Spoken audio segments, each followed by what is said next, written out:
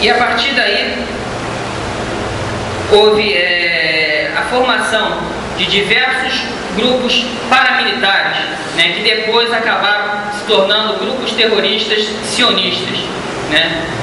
O primeiro deles foi a Haganah, que foi fundada em 1920 e deu origem depois, com a formação mais tarde do Estado de Israel, ao que hoje é o exército israelense. Então a Haganah foi que deu origem a esse exército. E dentre os vários militantes desse grupo terrorista, nós tivemos várias personalidades de Israel que inclusive ocuparam o posto de primeiro-ministro depois. Nós tivemos Isaac Rabin, Shimon Peres e Ariel Sharon. Isso é só alguns nomes. Com uma cisão da Haganah, teve um outro grupo que foi o Irgun, né? O Irgun, ele foi formado em 1931 e era um grupo que realizava diversas ações terroristas contra cidadãos civis e alvos militares ingleses dentro da Palestina. E dentre as personalidades, o expoente desse grupo, nós podemos citar Menachem Begin, né, que inclusive Menachem Begin, ele foi o mentor, né, de um atentado que foi amplamente conhecido internacionalmente, que foi o atentado ao Hotel King David em Jerusalém. Nesse hotel acontecia ali, era a sede, digamos assim, do mandato britânico, ou seja, os britânicos, né, eles praticamente governavam a Palestina a partir dali, ali era o QG deles, e ali também moravam diversos de seus colaboradores, então as pessoas civis moravam lá. E o Irgun foi um dos que fez esse atentado nesse hotel, né, que vitimou inúmeras pessoas. E uma coisa que esse grupo, né, o próprio governo israelense até hoje fala, é que antes de se cometer esse atentado, esse grupo ele ligou umas 3 vezes para os britânicos avisando que iria ter uma forte explosão ali para que houvesse menos vítimas. Mas isso foi veementemente negado pelo governo britânico e isso é negado até hoje. Quer dizer, eles nunca deram nenhuma ligação, nunca fizeram nenhum tipo de contato dizendo que ali haveria uma explosão.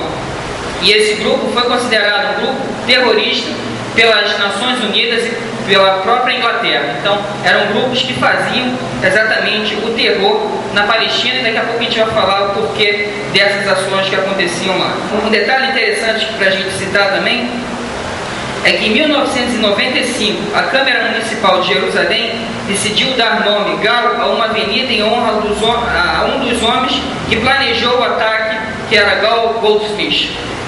Em junho de 2006, o antigo primeiro-ministro Benjamin Netanyahu e outros políticos de direita participaram de um evento comemorativo do 60º aniversário do atentado.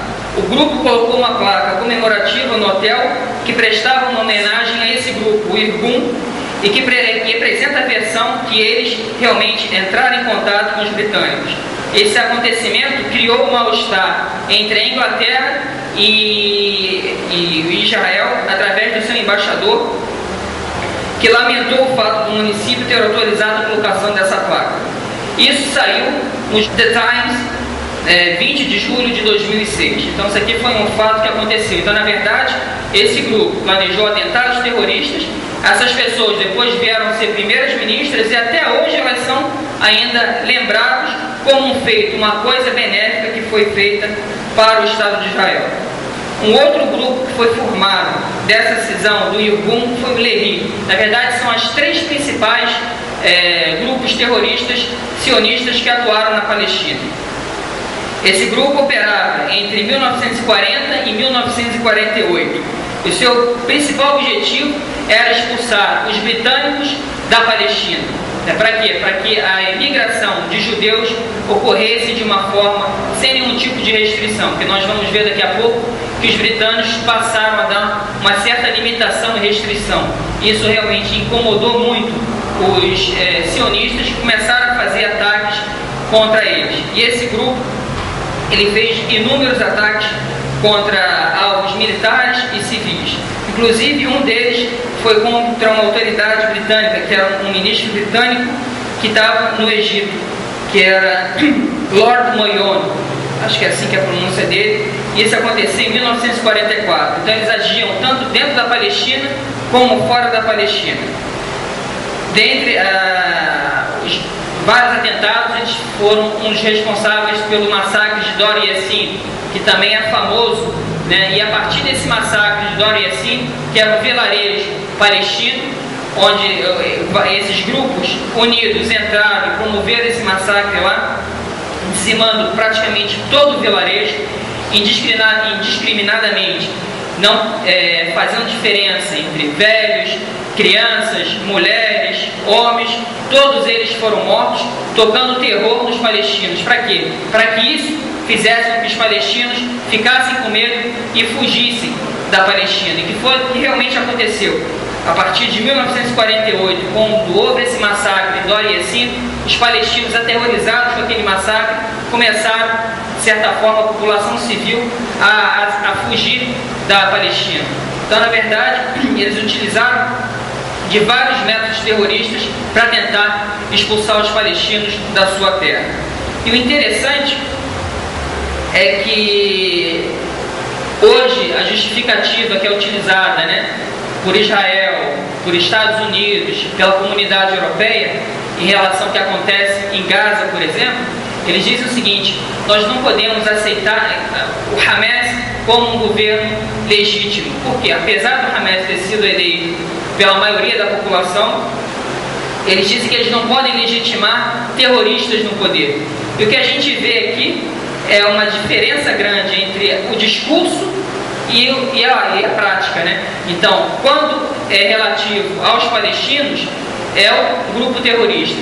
Agora, como nós citamos ainda há pouco, todos esses grupos terroristas que agiram em prol do sionismo, dentre eles, diversas pessoas saíram para ser primeiros ministros desse Estado, e até hoje essas pessoas são condecoradas e são lembradas, isso não altera em nada. Eu não vi em nenhum momento alguém dizer que o Estado de Israel não é legítimo em função de estar ocupando aquele cargo de primeiro-ministro pessoas que participaram de atos terroristas. Não só participaram, como foram mentores de diversos atos terroristas.